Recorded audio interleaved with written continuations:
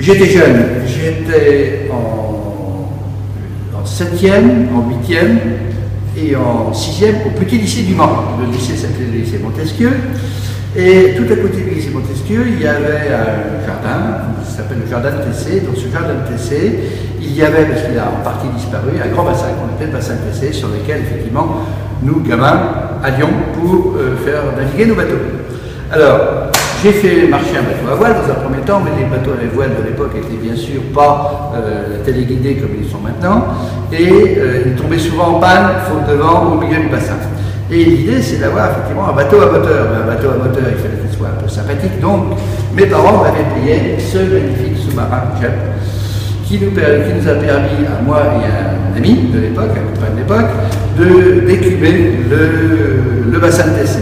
Alors, comment on faisait? Donc, ce bateau plonge, donc on remontait effectivement le mécanisme du sous-marin en ouvrant les gouttières, etc.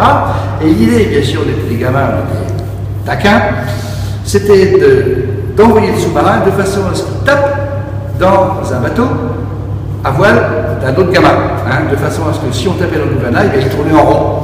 Donc on visait bien effectivement avec le sous-marin et paf, on tapait dans le bateau et puis maman, mon bateau il tourne en rond.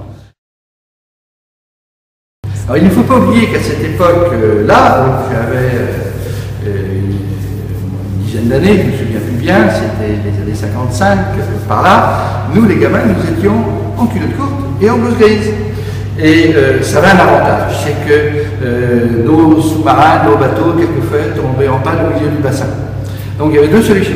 La première, c'était d'aller dans le bassin, c'était assez haut, il y avait pas mal d'eau.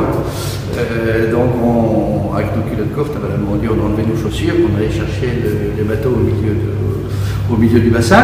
Et l'autre solution, nous qui étions équipés, des professionnels du bassin, c'est que nous avions toujours l'outil indispensable, c'est-à-dire une ficelle avec un caillou et un boulon au milieu.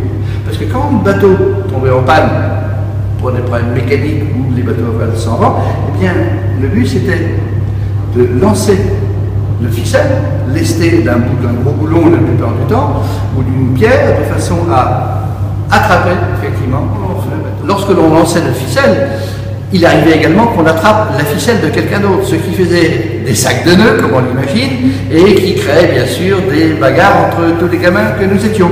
L'autre solution, c'était effectivement d'enlever des chaussures et de plonger presque jusqu'à la taille dans le bassin parmi les carpes qui étaient là et la vase en évitant de glisser sur le fond. Voilà un petit peu les souvenirs que j'ai, mais j'y ai passé beaucoup de jolis après-midi.